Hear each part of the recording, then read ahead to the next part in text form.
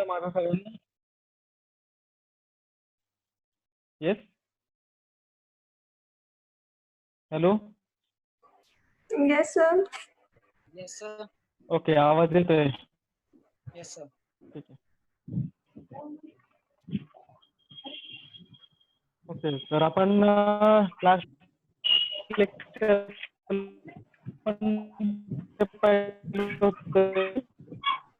आज का topic? Precaution आवाज कोणकोणते नाही असायला सर पाहिजे? आवाज नाही. ओके, आवाज नाही येत सर. प्रिकॉशन कशासाठी लागतं? सर क्लिअर आवाज नाही येतोय. आता येतोय का क्लिअर? हो येतोय सर.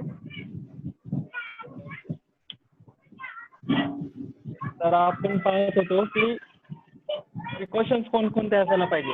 आपण सगळ्यात आधी प्रोसेसिंग पाहिली पॅरेंटल. ओके, आठवते प्रोसेसिंगच्या स्टेप्स आठवतात तुम्हाला कोणकोणत्या होत्या? अरुण अनम्यूट करो, माइक करो, आंसर दो मुझे. Yes, sir. हेलो.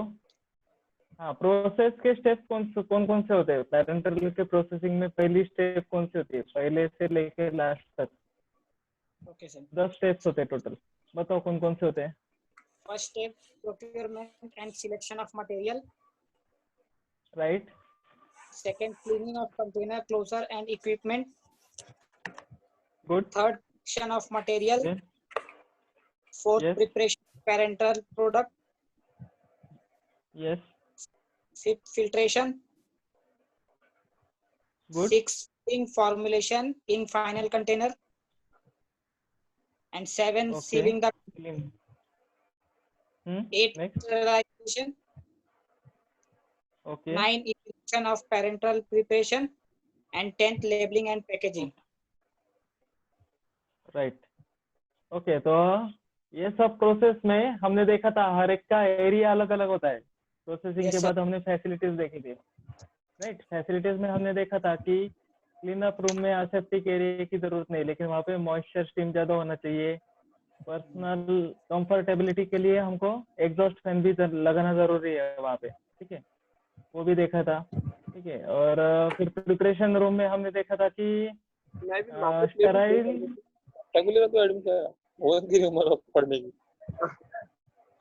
अपना माइक म्यूट करो. तू 11वीं में है ना? अब अगले साल से क्या 12वीं वैसे स्टार्ट कर देंगे. क्यों? विदाउट बोर्ड की एग्जाम कैंसिल होगी. बोर्ड की एग्जाम क्यों? मेरे फिर माइक म्यूट करो. क्या? हाँ क्यों भैया ऐसा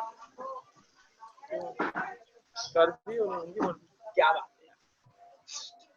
आवाज येतोय सगळ्यांना? Yes. तो क्या Yes, करता? माफी, माइक म्यूट करो आपका. बड़ा बनने. ओके, सो आपण फॅसिलिटीज मध्ये पाहिलं होत्या की कोणकोणत्या फॅसिलिटीज असायला पाहिजे. क्लीनअप एरियात आपल्याला गरज नाहीये फॅसिलिटीजची. देन त्याच्यानंतर असेप्टिक एरिया कुठं कुठं लागतो आपल्याला? प्रिपरेशन रूम मध्ये ज्यावेळेस फिलिंग पार्टला घेतो आपण त्या तिथून तर फिलिंग होईपर्यंत क्वारंटाईन एरियापर्यंत आपल्याला फिलिंग एरिया लागते. ठीक आहे, फिलिंग एरिया आणि क्वारंटाईन एरिया एवढ्या एरियामध्ये तुमचं स्टरलायझेशन पूर्ण पाहिजे. प्रिपरेशन रूम मध्ये पण स्टरलायझेशन पूर्ण पाहिजे. रॉ मटेरियलला स्टरलायझेशनची गरज नाही. रॉ मटेरियल मधलं water for injection cleanup area मधून नंतर तुमच्या प्रिपरेशन रूम मध्ये येणार. ओके, आणि तुमचं रॉ मटेरियल जे आहे ते direct raw material storage room मधून प्रिपरेशन रूम मध्ये येणार. ओके, सो हे तुमचे रिक्वायरमेंट्स होत्या.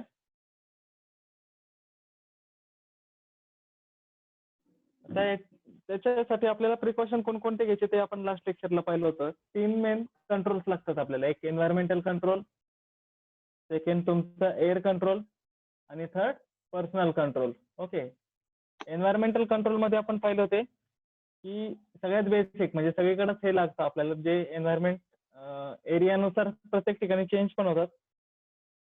त्यानुसार आपल्याला ते क्लायमॅटिक कंडिशन तिथं स्टेबल ठेवावं लागतं. जसं आपण पाहिलं की जिथं प्रिपरेशन रूम आहे किंवा फिलिंग एरिया आहे तिथं पॉझिटिव्ह प्रेशर मेंटेन ठेवावा लागतो. कारण बाहेरची एअर एंटर व्हायला नाही पाहिजे.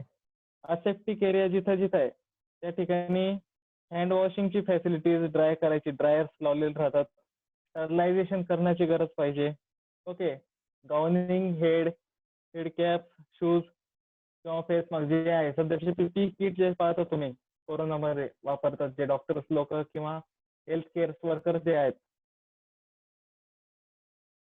जे वापरतात पीपी किट सेम त्यांची गाऊनिंग जशी असते तशीच तुमची स्टराईल एरियामध्ये पण असते. ओके. तर तो सूट घालून तुम्हाला असेप्टिक एरियामध्ये जावं लागतो. त्याच्यानंतर त्याच्यात ज्यावेळेस तुमचा एरिया वर्किंग मध्ये नसतो, ओके, बऱ्याचदा असं होतं की कंटिन्यू राहत नाही वर्किंग, एरिया ब्लँक असतो, तर त्यावेळेस युव्ही लॅम्प कंटिन्यू ऑन पाहिजे. ठीक आहे. ज्यावेळेस तुम्ही नॉर्मल लाईट बंद करतात त्याच्यानंतर ऑटोमॅटिकली तिथे युव्ही लॅम्प्स लागले पाहिजे जेणेकरून त्या एरियाची तिथली स्टॅबिलिटी मेंटेन राहील. मोस्टली तुमचे क्वारंटाईन किंवा स्टोरेज एरिया जे आहेत तिथं तुमचे सॅम्पल पूर्ण स्टराईल करून ठेवलेले राहतात. अशा ठिकाणी युव्ही लॅम्प्स तर मस्टच आहेत. ओके. किंवा मग प्रिपरेशन रूम मध्ये जिथं आपण पार्ट्स ठेवतो इक्विपमेंटचे अशा ठिकाणी पण युव्ही लॅम्प्स राहणं गरजेचे आहे जे की स्टरलायझेशनचं पण काम करतात. ओके. नंतर फ्रिक्वेंटली क्लिनिंग आणि डिसइन्फेक्शन एरियाची गरज आहे. भले तुम्ही दरवेळेस स्टरलायझेशन करताय आणि मेंटेन पण ठेवताय युव्ही लॅम्पचे, पण तरी पण तिथं एअर किंवा वॉटर वगैरे राहिल्यामुळं मायक्रोबियल ग्रोथ होण्याचे चान्सेस राहतात. त्यामुळे एक फ्रिक्वेन्सी ठेवलेली असते प्रत्येक एरियासाठी. जसं प्रिपरेशन रूमला 3 दिवसांनी किंवा सलग 2 बॅचेस झाल्यानंतर क्लिनिंग आणि डिसइन्फेक्शन करायची गरज आहे. किंवा क्वारंटाईन एरियाचे सगळे सॅम्पल ज्यावेळेस क्लिअर होतील तिथून ज्यावेळेस सगळे सॅम्पल स्टोरेज रूममध्ये जातील त्यावेळेस तिथलं क्लिनिंग डिसइन्फेक्शन करण्याची गरज आहे. अशा पद्धतीने फ्रिक्वेंटली तिथं ठेवलेले असतं क्लिनिंग डिसइन्फेक्शनच्या प्रोसिजर करायच्या. कोणत्या एरियाची कशा पद्धतीने क्लिनिंग आणि डिसइन्फेक्शन करायचं आहे हे कंट्रोल पण ठेवलं पाहिजे. ठीक आहे. आणि एक सांगितलेलं तुम्हाला जे एअर कंट्रोलसाठी की पॉझिटिव्ह प्रेशर मेंटेन राहिलं पाहिजे सगळीकडे. ओके. तुम्हाला काल एक एक्झाम्पल पण सांगितलं होतं. पॉझिटिव्ह एअर प्रेशर कमी झाला की इमिजिएटली तिथल्या मशीन्स पण बंद होऊन जातात, सेन्सर्स लावलेले राहतात, एअरलॉक बंद होऊन जातो आणि मेंटेनन्सला वॉर्निंग जाते. ठीक आहे. तर हे एन्व्हायरमेंटल कंट्रोलच्या बाबतीत होतं. एअर कंट्रोलमध्ये आपण पाहिले होते फिल्टर, मोस्टली हेपा फिल्टर आपण वापरला जातो. ठीक आहे. पण हेपा फिल्टर ज्यावेळेस तुमची एअर फायनल एअर फिल्ट्रेशन राहते त्या ठिकाणी फक्त हेपा फिल्टर असतो. बट बाहेरून ज्यावेळेस फ्रेश एअर असते ती तुमची कुठून पास होती तर ती स्पून ग्लास फिल्टर असतो. स्पून ग्लास म्हणजे एक ऍस्बेस्टॉसचा एक फिल्टर राहतो ग्लास मधलाच, आणि किंवा मग क्लोदिंग राहते त्याला वरती, जसं तुमच्या मास्कची क्लोदिंग राहते त्या टाईपने 4 साईज त्याची फिक्स आहे. अशा पद्धतीचे क्लोथ्स लावलेले राहतात जेणेकरून तुमचे फॉरेन पार्टिकल्स, इन्सेक्ट किंवा बाहेरची डस्ट ही आतमध्ये यायला नाही पाहिजे एअरमध्ये. अशी एअर फिल्टर होऊन त्याच्यानंतर सलग 2 फिल्टर्स असतात वेगवेगळ्या मायक्रॉन साईजचे आणि लास्ट तुमचा हेपा फिल्टर लावलेला राहतो. हेपा फिल्टरची साईज 0.3 मायक्रॉन. ठीक आहे. व्हॅल्यूज विसरायच्या नाही.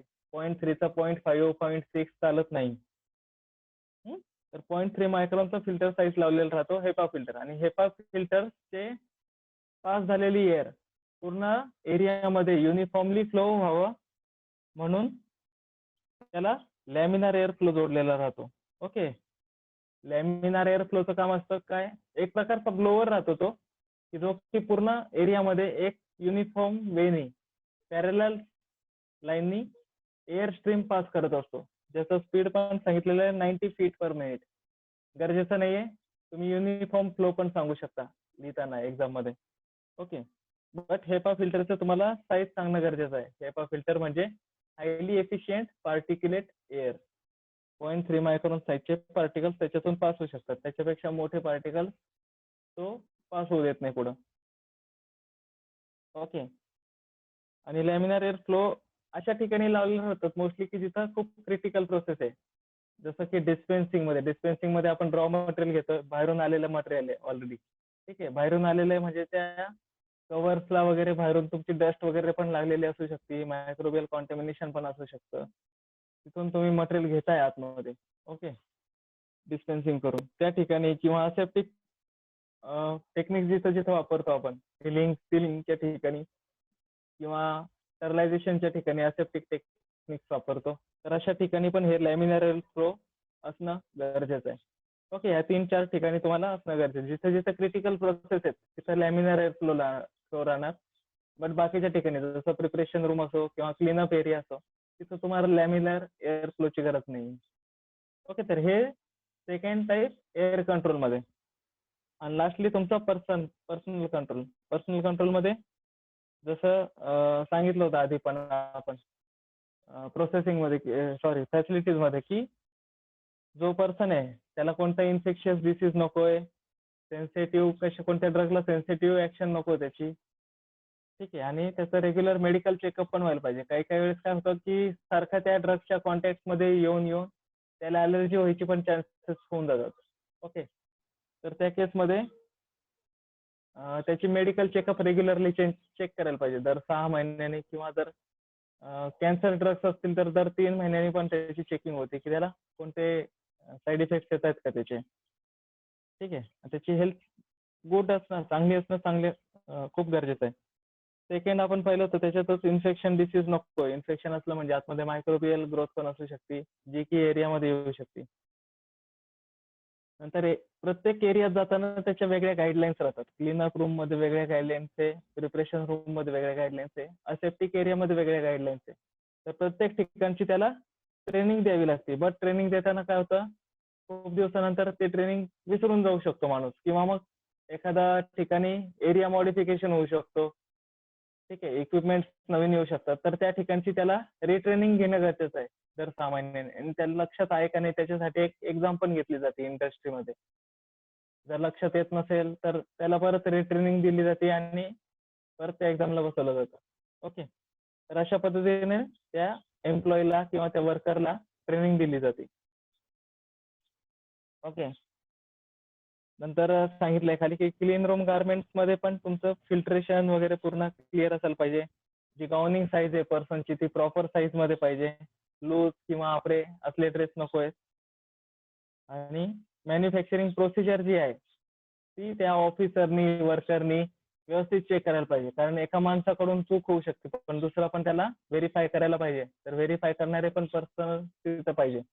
एखादा वर्कर करतोय प्रोसिजर पण एखादी स्टेप त्यांनी स्किप केली, डायरेक्ट फिल्ट्रेशन न करताच डायरेक्ट त्यांनी फिलिंगला घेतली तर प्रॉब्लेम येऊ शकतात. बॅक्टेरिया येऊ शकतात फॉर्म्युलेशन मध्ये किंवा अजून पण बरंच काही होऊ शकतं. तर अशा वेळेस तुम्हाला मॅन्युफॅक्चरिंग ऑफिसर जो आहे तिथला इन्चार्ज जो आहे त्यांनी ते व्हेरीफाय करायला पाहिजे की ही स्टेप झाली का नाही. त्याच्याकडे डॉक्युमेंट राहतात प्रोसिजरचे, कोणती स्टेप आहे काय आहे. बऱ्याचदा असं होतं फिल्टर मेम्ब्रेन फिल्टर लावायचा असतो तर ग्लास फिल्टर्स लावून फिल्ट्रेशन केलं जातं. तर ते पण पाहायचंय. म्हणजे एक रुटीन व्हेरिफिकेशन पाहिजे तुमच्या प्रोसिजरमध्ये. ती पण ट्रेनिंग तुमच्या पर्सनलला दिली पाहिजे. त्याच्यानंतर ट्रेनिंग कोणकोणत्या पाहिजे नेमके त्याच्यात पण सांगितलंय. तुमची पोझिशन कोणती त्यानुसार. जसं मी सांगितलं मॅनेजरला कोणकोणत्या पोझिशन असतात, मॅनेजरसाठी वेगळ्या ट्रेनिंग असतात, एम्प्लॉईज ऑफिसरसाठी वेगळ्या ट्रेनिंग राहतात, वर्कर्ससाठी वेगळ्या ट्रेनिंग राहतात. त्याच्या पोझिशननुसार वेगळे ट्रेनिंग.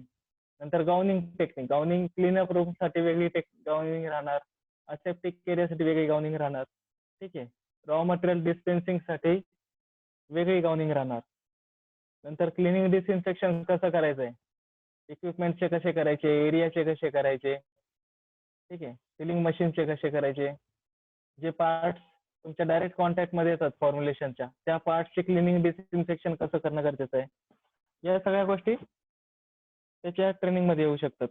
ओके, स्टरलायझेशन वगैरे ऑलरेडी तुम्ही थेरोटिकल पार्ट पाहिलेला आहे. बट इंडस्ट्रियल स्केलला वेगळे राहतात, ऑटोक्लेव्ह वेगळे राहतात, हॉट एअर ओव्हन्स वेगळे राहतात. त्या ठिकाणची पण तुम्हाला ट्रेनिंग सेपरेटली दिली जाते. आणि ह्या सगळ्या ट्रेनिंग परत पिरियडिकली रिट्रेनिंग मध्ये पण कन्वर्ट केल्या जातात. तर हे तुमचे 3 प्रिकॉशन्स होते. त्याच्यानंतर आपण IV फ्लुइड्स पाहिलं होतं. IV फ्लुइड्स असे फ्लुइड्स आहे की जे लार्ज व्हॉल्यूम पॅन्ट्रिल, ओके, 100 ml पासून 1000 ml पर्यंत यांची पॅक साईज राहते, जे IV रूट मधून दिले जातात.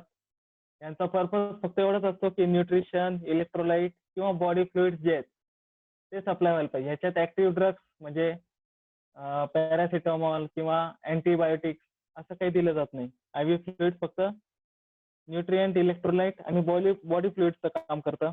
बऱ्याचदा हे व्हेकल म्हणून पण वापरले जातात इंजेक्शनसाठी. ठीक आहे. तर ह्याच्यात पॅक साईज आपण पाहिलं 100 ते 1000 ml येते. नंतर ज्या ज्या रिक्वायरमेंट्स आपण पाहिल्या होत्या पॅरेंटल ड्रग्ससाठी, की फ्री फ्रॉम मायक्रो ऑर्गॅनिझम पाहिजे, आयसोटोनिक पाहिजे बॉडी फ्लुइड सोबत. ठीक आहे. आणि मेन जी रिक्वायरमेंट होती स्मॉल व्हॉल्यूम आणि लार्ज व्हॉल्यूम मध्ये, की लार्ज व्हॉल्यूम मध्ये आपण बॅक्टेरियोस्टॅटिक एजंट टाकत नाही, ती ह्याच्यात लिहिणं मस्ट आहे. ओके. फ्री फ्रॉम पायरोजन्स पाहिजे. त्याच्यानंतर त्याचे आपण एक्झाम्पल पाहिले होते. डेक्स्ट्रोज इंजेक्शन पाहिलं होतं. 5, 10, 25, 50% मध्ये येतं. फ्लुइड न्यूट्रिएंट रिप्लेशनर म्हणून वापरतात. सेकंड, सोडियम क्लोराईड आणि डेक्स्ट्रोजचं कॉम्बिनेशन पाहिलं होतं. ओके. त्याच्यामध्ये सोडियम क्लोराईडचं कॉन्सन्ट्रेशन 0.11 और 0.1 to 0.9 लिहू शकता आणि डेक्स्ट्रोजचं कॉन्सन्ट्रेशन 2.5 to 25%. ओके. मोस्टली ह्यांचे जे युजेस आहे ते कॉमन आहेत. सोडियम क्लोराईड जे प्लेन आहे त्याला नॉर्मल सलाइनस सोल्युशन म्हणतात, कारण ते सोडियम क्लोराईड म्हणजे डायरेक्ट इलेक्ट्रोलाइटचं कॉम्बिनेशन झालं म्हणून त्याला नॉर्मल सलाइन म्हणतात. ते व्हेकल किंवा मग इलेक्ट्रोलाइट म्हणून वापरले जातात. त्याच्यानंतर जे पाहिलं होतं मॅनिटॉल इंजेक्शन, मॅनिटॉल IV फ्लुइड जे डायुरेटिक मध्ये वापरले जातात किंवा रिनल फंक्शन डिटेक्शन मध्ये वापरले जातात. ओके. रिंगर इंजेक्शन पाहिलं होतं. रिंगर इंजेक्शन महत्वाचा एक क्वेश्चन आहे, ज्याच्यात कॅल्शियम क्लोराईड, सोडियम क्लोराईड आणि पोटॅशियम क्लोराईड म्हणजे क्लोराईड कंटेनिंग सॉल्ट जेवढे तेवढे ह्याच्यात येतात. NaCl, KCl, CaCl.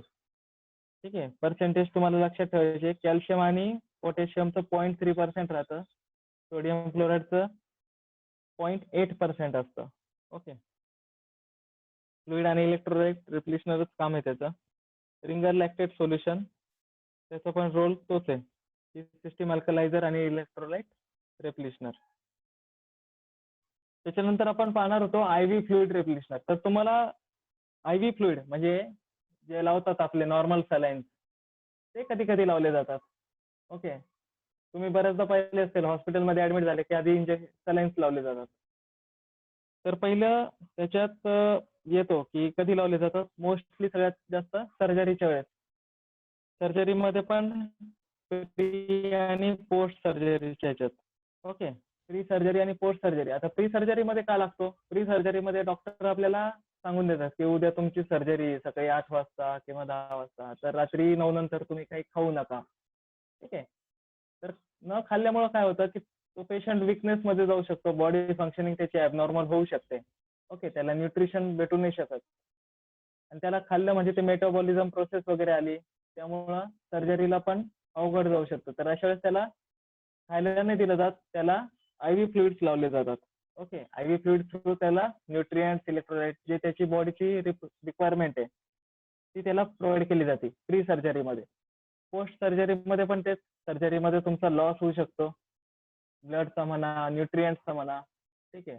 माणूस जर जास्त अॅनेस्थेटिक झालेला असेल तर त्याला विकनेस खूप जास्त जाणवतो. ओके. अशा वेळेस त्याला न्यूट्रिएंट्स वगैरे डायरेक्ट ओरल फूड देऊ नाही शकत आपण.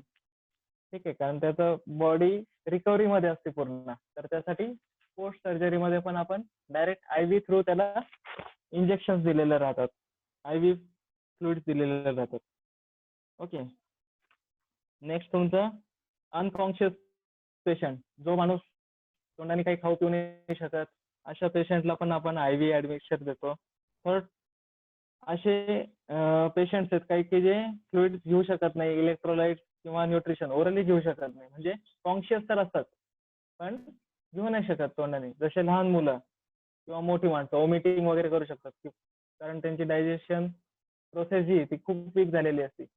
अशा टाईपच्या पेशंटसाठी आपण IV ऍडमिशन देतो.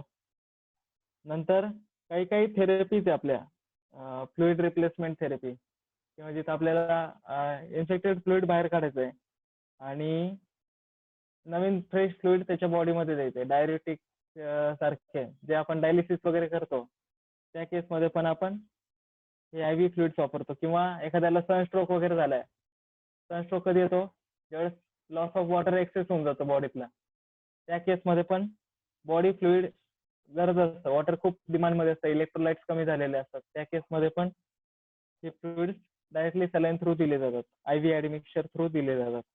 ओके, त्याच्यात खाली दिलेले एक्झाम्पल डायरिया, वॉमिटिंग, बर्नच्या केसमध्ये किंवा सनस्ट्रोकमध्ये. ओके, बेसिक न्यूट्रिशन ज्यावेळेस गरजेचं असेल, फूडमधून पण बरेचदा काय होतं न्यूट्रिशन भेटत नाही. एखाद्याला सवय असते फक्त एक टाईपचेच फूड खात राहतो, भात तर भातच खात राहणार, बाकीचे न्यूट्रिशन भेटत नाही, फ्रुट्स नाही भेटत, फ्रुट्स मधून कार्बोहायड्रेट्स वगैरे भेटत नाही. ठीक आहे, अशा पद्धतीच्या लोकांना पण आधी ते न्यूट्रिशन प्रोव्हाइड केलं जातं. Okay, IV admixture through. नंतर प्रोव्हाइड टोटल पॅरेंटल न्यूट्रिशन. आता एक टोटल पॅरेंटल न्यूट्रिशन आणि बेसिक न्यूट्रिशन याच्यात काय फरक आहे? टोटल पॅरेंटल न्यूट्रिशन मधला मेन जो घटक आहे ब्लड मधला तो नायट्रोजन, अमिनो ऍसिड्स किंवा एनर्जी प्रोव्हायडर जे एलिमेंट्स आहेत ते सगळे पॅरेंटल न्यूट्रिशन मध्ये येतात. तर टोटल पॅरेंटल न्यूट्रिशन काय प्रकार आहे तो आपण पुढे पाहणारच आहे. ओके, पण एक बेसिक आयडिया दिली की तुम्हाला calories supplement, calories, nitrogen, amino acid असे जे घटक आहे हे मोस्टली तुमच्या बॉडीमध्ये दिले जातात. हे त्याच वेळेस दिले जातात ज्यावेळेस पेशंटला खूप इमर्जन्सी, भयानक इमर्जन्सी आलेली आहे, खूप इमर्जन्सी केसमध्ये दिले जातात. त्याचा आपण पुढे ह्याच्यानंतर स्टडी करणारच आहे. आणि लास्टली इंट्राव्हेनस ऍडमिक्सचरचा यूज आहे as a vehicle for other drug substance. काही इंजेक्शन तुम्ही पाहिले असाल की ते सलाईन मध्ये दिले जातात, डायरेक्टली तुमच्या वेन्स मध्ये दिले जात नाही, कारण ते इन्फ्लमेशन कॉज करतात किंवा ऑस्मोटिक प्रेशर जास्त असल्यामुळं त्याला देता येत नाही डायरेक्ट IV रूट थ्रू, तर त्याला सलाईन सोल्युशन थ्रू ऍडमिक्सचर बनवून दिले जातात. ओके, आपण ऍडमिक्सचर पाहिले, ऍडमिक्सचर कधी कधी देतो, पण IV ऍडमिक्सचर म्हणजे काय असतात नेमकी? ठीक आहे, तर IV ऍडमिक्सचर काय असतं की याच्यामध्ये 1 or more sterile products added to IV fluid for administration in combination of product. ठीक आहे, जसं आपण IV फ्लुइड्स पाहिले अगोदर, सोडियम क्लोराईड म्हणा, डेक्स्ट्रोज म्हणा, मॅनिटॉल, ओके, किंवा रिंगर सोल्युशन, हे जे IV फ्लुइड्स आहेत ह्याच्यामध्ये आपण इंजेक्शन टाकतो. ओके, आणि हे इंजेक्शन कॉम्बिनेशन मध्ये पण येऊ शकतात, 1 or more कॉम्बिनेशन मध्ये त्या सलाईन मध्ये टाकू शकतो, जेणेकरून तुम्हाला टोटल जे न्यूट्रिशन पाहिजे, जे इफेक्ट पाहिजे, इलेक्ट्रोलाइट्स तर देतोच आहे आपण फ्लुइड्स थ्रू, बट अँटीबायोटिक्स पण द्यायचे असतील. अँटीबायोटिक्स इंजेक्शन थ्रू दिल्यावर इन्फ्लमेशन खूप जास्त प्रमाणात होतं, हात पण असं जड पडतो. ठीक आहे, अशा वेळेस आपल्याला IV फ्लुइडचा यूज करावा लागतो. ओके, तर याच्यामध्ये जे बनवले जातात ते मोस्टली नर्स बनवतात, त्यांना प्रॉपर ट्रेनिंग पण दिली जाते. ओके, तुम्ही पाहिलं असेल हॉस्पिटलमध्ये पण इंजेक्शन देताना काय करतात की ते सलाईनच्या वरती जे प्लॅस्टिक कव्हरिंग आहे त्या ठिकाणाहून ते अगोदर सिरिंज मध्ये घेतात इंजेक्शन, वायल्स मधून किंवा एम्प्युल्स मधून, आणि त्या प्लॅस्टिक किंवा रबर क्लोजर मधून तुमच्या लार्ज व्हॉल्यूम पॅरेंटल मध्ये इंजेक्ट केलं जातं. ओके, तर ह्याच्यामध्ये पण रिस्क फॅक्टर आहेत भरपूर. ठीक आहे, रिस्क फॅक्टर असणारच, कारण आपण 2 पॅरेंटल्स वेगवेगळे बनवलेले, वेगवेगळ्या कंडिशन मधले एकत्र करतोय. ठीक आहे, तर त्याच्यात पहिलं जे येतं ते मायक्रोबियल कॉन्टॅमिनेशन. मायक्रोबियल कॉन्टॅमिनेशन कुठं होऊ शकतं? आता जसं मी सांगितलं होतं अगोदर तुम्हाला, लार्ज व्हॉल्यूम पॅरेंटल्स मध्ये आपण बॅक्टेरियोस्टॅटिक एजंट्स ऍड करत नाही. ओके, आणि काही काही स्मॉल व्हॉल्यूम पॅरेंटल्स पण असे असू शकतात की ज्याच्यात गरज नाही बॅक्टेरियोस्टॅटिक एजंटची, कारण आपण रिक्वायरमेंट मध्ये पण पाहिलेलं पॅरेंटल्सच्या की कमीत कमी अमाऊंट मध्ये आपल्याला बॅक्टेरियोस्टॅटिक एजंट ऍड करायचे. ओके, तर जसं की मी सांगितलं लार्ज व्हॉल्यूम मध्ये बॅक्टेरियोस्टॅटिक एजंट नसतात, आपण सिरिंज घेतोय, बाहेर काढतोय आणि इंजेक्शन मधून इंजेक्ट करून परत रबर क्लोजर मधून किंवा प्लॅस्टिक मधून आपण ती सिरिंज आतमध्ये टाकून सलाईन सोल्युशन मध्ये आपलं इंजेक्शन इनलेट करतो. बट त्या इंजेक्शन मध्ये सपोज शुगर लेवल जर जास्त असेल, ठीक आहे, किंवा त्या सिरिंजच्या निडलला तुमचे व्हायरस किंवा मायक्रो ऑर्गॅनिझम्स लागलेले असतील, ठीक आहे, आणि तुमच्या त्या नॉर्मल एम्प्युल मध्ये पण बॅक्टेरियोस्टॅटिक एजंट नसतील, आणि आपलं जे IV फ्लुइड आहे, IV फ्लुइड मध्ये जसं सांगितलं डेक्स्ट्रोज वगैरे हे जे आहेत शुगर कंटेनिंग मॉलिक्युल, तर ह्याच्यामध्ये मायक्रोबियल ग्रोथ खूप फास्ट होऊ शकते. तर त्यामुळं त्या पेशंटला इन्फेक्शन पण होऊ शकतात त्या सलाईन सोल्युशन थ्रू. तर त्यावेळेस आपल्याला काळजी घ्यायची आहे की ज्यावेळेस आपण घेतोय इंजेक्शन थ्रू, तर ते इंजेक्शनची निडल कुठेही कॉन्टॅमिनेट करायची नाही, कुठेही टच करायची नाहीये. जिथून आपल्याला इंजेक्ट करायचंय सलाईन मध्ये, तो एरिया पण आपल्याला अगोदर क्लीन करून घ्यायचा आहे स्पिरिटनी. म्हणजे ती बॉटल बाहेरून पण कव्हर क्लीन करून घ्यायची आहे. वायर्स पण फोडल्यानंतर वायर्स फोडायची आणि त्याच वेळेस इमिजिएटली तुम्हाला सिरिंज टाकून इंजेक्शन सिरिंज मध्ये घ्यायचं आणि सिरिंज इमिजिएटली त्या क्लीन केलेल्या सलाईन बॉटल मध्ये इंजेक्ट करायचं. त्यामुळे कमीत कमी चान्सेस आहे तुमचे कॉन्टॅमिनेशन व्हायचे. ठीक आहे, तर अशा पद्धतीने ट्रेनिंग द्यायला पाहिजे. असेप्टिक कंडिशन पण मेंटेन व्हायला पाहिजे त्या ठिकाणी. ओके, तर मायक्रोबियल कॉन्टॅमिनेशन एक रिस्क फॅक्टर असू शकतो. Second, incompatibility. आता इनकम्पॅटेबिलिटीचं नावाचा आपला एक चॅप्टरच आहे सेपरेट. ओके, तर त्या इनकम्पॅटेबिलिटी काय असते नेमकी, तर असे काही घटक जसं तुम्ही केमिस्ट्रीमध्ये रिएक्शन करता आणि तुम्हाला ऑब्झर्वेशन भेटतं, जसं टायट्रेशन करता करता मध्येच पिंक कलर येऊन जातो इंडिकेटर टाकल्यामुळं. ठीक आहे, किंवा आपण कोग्नोसीमध्ये टेस्ट केल्या होत्या, टर्बिडिटी फाउंड झाली. ओके, किंवा मग पीपीटी व्हाईट पीपीटी आली होती. ठीक आहे, तर अशा पद्धतीचे जे ऑब्झर्वेशन येतात अचानकपणे मिक्स केल्यानंतर, त्याला म्हणतो आपण इनकम्पॅटेबिलिटी, जे की फॉर्म्युलेशन मध्ये ॲबनॉर्मल ऑब्झर्वेशन म्हणून पाहिले जातात.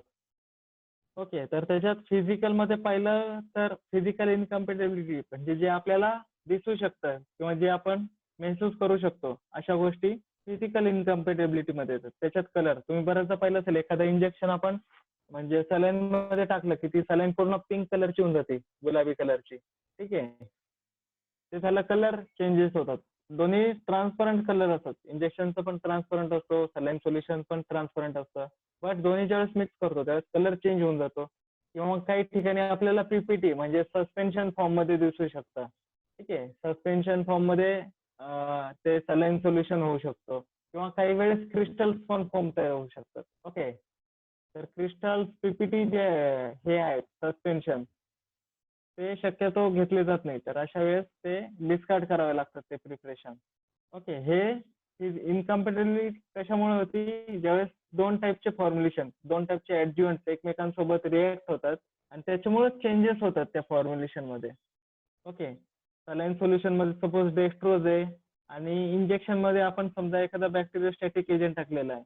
ओके, किंवा अँटीऑक्सिडंट टाकलेला आहे तो, आणि हा डेक्स्ट्रोज समजा रिएक्टिव्ह असतील तर त्याच्यामध्ये पीपीटी पण फॉर्म होऊ शकते. ठीक आहे, तर ते ऑब्झर्वेशन अगोदरच आपल्याला चेक करायचे की सलाईन सोल्युशन मधून आपण देऊ शकतो की नाही. सेकंड, आपण इनकम्पॅटेबिलिटी मध्ये येतो की केमिकल इनकम्पॅटेबिलिटी. त्याच्यामध्ये त्या ड्रगचं ऑक्सिडेशन होऊ शकतो. ओके, आपण इंजेक्शन टाकतो बट ऑक्सिडेशन होऊन त्याची थेरपेटिक इफेक्ट चेंज होऊ शकतात, ऑक्सिडेशन किंवा रिडक्शन होऊन. और हायड्रोलिसिस मध्ये काय होऊ शकतं, तुमचं सलाईन सोल्युशनची क्वांटिटी पण कमी होऊ शकते. ओके, जो ड्रग लेवल आहे त्याचा जो फॉर्म्युला आहे 1 mg पर ml असेल तर तो मिनिमम पण होऊ शकतो, 0.5 mg पण होऊ शकतो. ठीक आहे, किंवा मग कॉम्प्लेक्स रिएक्शन पण तयार होऊ शकतात. एखाद्या ड्रगचे मॉलिक्युल मॉडिफिकेशन पण होऊ शकतं. ठीक आहे, तर हे केमिकल चेंजेस येतात त्याच्यामध्ये, हे पण प्रॉब्लेम येऊ शकतात. तिसरं, थेरपेटिक इनकम्पॅटेबिलिटी. थेरपेटिक इनकम्पॅटेबिलिटी मध्ये अँटॅगॉनिस्टिक, सिनर्जिस्टिक असे इफेक्ट पाहायला भेटू शकतात. अँटॅगॉनिस्टिक इफेक्ट मध्ये जसं की एखादा समजा एक्झाम्पल म्हणून सांगतो, एक पेनिसिलिन माहिती आहे सगळ्यांना. ठीक आहे, अँटीबायोटिक. ते जर आपण हेपेरिन सोबत दिलं, हेपेरिन ऑलरेडी तुमच्या ब्लड मध्ये राहतं, म्हणजे ब्लड ज्यावेळेस ट्रान्सफ्युजन करत असतो ब्लड बॅग मधून, त्याच्यामध्ये हेपेरिन ऑलरेडी असतं. आणि दुसऱ्या साईडने समजा तुमचं पेनिसिलिन पण आहे, तर पेनिसिलिन काय करतं, तुमच्या हेपेरिनचा इफेक्ट जो आहे अँटीक्लॉटिंग, त्याला अँटागॉनाइज करतं, म्हणजे तो अँटीक्लॉटिंग होऊ देत नाही ब्लडचा. पेनिसिलिन, पेनिसिलिनची ती प्रॉपर्टी म्हणजे अँटागॉनिस्टिक म्हणजे थांबवतो. और समटाइम्स सिनर्जिस्टिक इफेक्ट पण पाहायला भेटतो. सिनर्जिस्टिक म्हणजे जसा ओव्हरडोस घेतल्यानंतर जो इफेक्ट पाहायला भेटेल एखाद्या ड्रगचा, सपोज पॅरासिटामॉल जे पेन किलर आहे, बट पॅरासिटामॉल सोबत थोडंसं डायक्लोफेनेक टाकलं तर सिनर्जिस्टिक हायर इफेक्ट भेटतो आपल्याला पेन किलर NSAID मध्ये, अँटी इन्फ्लमेशन भेटतो जास्त प्रमाणात. तसे पण इफेक्ट पाहायला भेटू शकतात. ओके, तर हे कशामुळे होतात सगळे इफेक्ट, जसं मी सांगितलं की हे इंटरॅक्शन होतात तुमचे ऍडिटिव्ह जे आहेत इंजेक्शन्स मधले आणि IV फ्लुइड्स मधले. ओके, हे एकमेकांच्या कॉन्टॅक्ट मध्ये आल्यानंतर रिॲक्शन होऊ शकते आणि त्याच्यामुळे हे सगळे प्रॉब्लेम्स होऊ शकतात. तर मोस्टली 2 रिस्क फॅक्टर असतात, मायक्रोबियल कॉन्टॅमिनेशन आणि सेकंड इनकम्पॅटेबिलिटी. ओके. तर आपल्याला हे रिस्क फॅक्टर कमी करण्यासाठी काय काय करू शकतो आपण? पहिले तर प्रॉपर ट्रेनिंग पाहिजे. जसं आपण मागं पण पाहिलं कंट्रोलमध्ये, प्रिकॉशन्समध्ये, की ट्रेनिंग मस्ट आहे प्रत्येकाला. ट्रेनिंग द्यायलाच पाहिजे नर्स आणि फार्मासिस्टला. कारण आपल्याला माहित नाही त्याच्यात ऍडज्युएंट्स काय काय आलेले आहेत, काय नाही. त्याची माहिती फार्मासिस्टला असणं गरजेचं आहे आणि फार्मासिस्टने ती नर्सला देणं गरजेचं आहे. ओके. नंतर नर्सने ही पण चेकिंग ठेवली पाहिजे की ज्यावेळेस आपण IV ऍडमिक्चर दिलंय त्याची डेट वगैरे मेन्शन ठेवायला पाहिजे. बरेचसे नर्स वगैरे असे सलाईन बॉटलवर डेट किंवा टाइम टाकून ठेवतात. याच्यात आम्ही इंजेक्शन देऊन ठेवलेलं आहे. ओके. तर ते मेन्शन केलं पाहिजे. एखाद्या नर्सने जर विसरली आणि सेकंड नर्स आली तिने पाहिलं की याच्यावर काही लेबलिंग केलेली नाही, तर ती सेकंड टाइम परत त्या IV फ्लुइडमध्ये अजून तेच इंजेक्शन टाकू शकते, IV ऍडमिक्चर बनवू शकते आणि त्याच्यामुळे ओव्हरडोस पण होऊ शकतो. तर तशी काळजी घेणं गरजेचं आहे. नर्सनी पण प्रत्येक वेळेस लेबलिंग करणं गरजेचं आहे प्रत्येक सलाईन सोल्युशनवर. त्याच्यानंतर फार्मसी डिपार्टमेंटला ज्यावेळेस ड्रग येतात नवीन, एखादा सलाईन येतात किंवा इंजेक्शन्स येतात, त्याच्यावर ऑलरेडी वॉर्निंग वगैरे दिलेली असते. ठीक आहे. किंवा त्याच्यावर केमिकल कंटेंट चेंज केलेले तिथे दाखवलेले असतात लिफलेट्समध्ये. लिफलेट्स येतात आजकाल प्रत्येक कंटेनरमध्ये. तर त्या लिफलेट्समध्ये पाहायचे की कोणती नवीन इन्फॉर्मेशन आली का. काही काही वेळेस सांगितलेलं असतं की हे इंजेक्शन तुमच्या IV रूट मधून देऊ शकता, बट सलाईन सोल्युशनमध्ये त्याचा यूज करू नका म्हणून अशी वॉर्निंग पण दिलेली असते. किंवा मग ते स्टेबल नाहीये बाबा.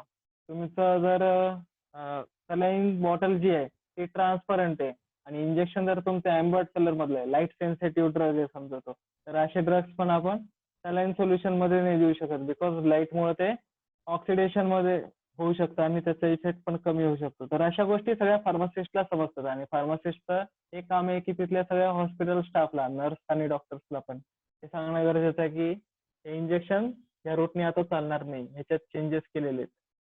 ठीक आहे. त्याच्यानंतर काही वेळेस असं होतं की मेडिकामेंटचे ते ट्रान्सफ्युजन बॉटलमधून आपण आपल्या सोयीनुसार दुसऱ्याच्यात टाकायचं पाहतो. ओके. म्हणजे एखादं इंजेक्शन आहे मोठं, 100 ml ची पण सिरिंज लावायची, 500 ml ची पण सिरिंज लावायची. तर ते दोन लावण्यापेक्षा एकत्र करायचा ट्राय केला जातो. तर तसल्या गोष्टी पण करणं धोक्याचं आहे, रिस्क फॅक्टर आहे. तर तसलं काही करायचं नाही. जर गरजेचं असेल त्याच वेळेस आपल्याला IV ऍडमिक्चरचा यूज करायचा आहे. गरज नसताना सलाईन लावली त्याच्यातच आपण कोणतंही इंजेक्शन टाकतोय, असल्या गोष्टी करायच्या नाहीयेत. ओके. तर हे होतं सगळं IV फ्लुइड अँड ऍडमिक्चर बद्दल. लक्षात आलं? ह्याच्यावर एक मोठा क्वेश्चन येऊ शकतो डायरेक्ट 4 मार्क्सला. एक्सप्लेन IV ऍडमिक्चर म्हणून. तर त्या केसमध्ये तुम्हाला IV फ्लुइड्स आणि IV ऍडमिक्चर बद्दल पूर्ण मेन्शन करायचंय काय आहे काय नाही. नेक्स्ट जो तुमचा पार्ट आहे तो टोटल पॅरेंटल न्यूट्रिशन. आपण जसं पाहिलं IV फ्लुइड मध्ये पण की it provides basic nutrition and it also provides total parenteral nutrition. आता डेफिनेशन पाहू टोटल पॅरेंटल न्यूट्रिशनची काय. So total parenteral nutrition are the IV administration of calories, nitrogen and other nutrients in sufficient quantity to produce tissue synthesis and anabolism. ठीक आहे. IV फ्लुइडचं काय काम होतं? Electrolyte रिप्लेशनर, body fluid replacement अशासाठी ते use केलं जायचं. बट टोटल पॅरेंटल न्यूट्रिशन मध्ये काय होतं? कॅलरीज म्हणजे जे एनर्जी प्रोव्हायडर असतात अशा गोष्टी, नायट्रोजन ज्या मेटाबॉलिक ऍक्टिव्हिटीसाठी महत्वाच्या आहेत आणि न्यूट्रिएंट्स ज्या बॉडीमध्ये व्हिटॅमिन्स वगैरे गरजेच्या गोष्टी प्रोव्हाइड करतात, अशा गोष्टी सफिशियंट क्वांटिटीमध्ये दिल्या जातात. आणि कशासाठी दिल्या जातात त्याच्या खाली अंडरलाईन करून ठेवा. Tissue synthesis and anabolism. जे टिश्यू डॅमेज झालेले आहेत तुमच्या बॉडीत ते परत नॉर्मल होण्यासाठी. आणि अनाबॉलिझम म्हणजे काय राहतं? अनाबॉलिझम म्हणजे कॉम्प्लेक्स मॉलिक्युल बॉडीमध्ये प्रोव्हाइड केला जातो जो की तुमचा एनर्जी स्टोअर करून ठेवू शकतो. एक एनर्जी जशी तुमची बॅटरी राहते मोबाईलमध्ये. ओके. एनर्जी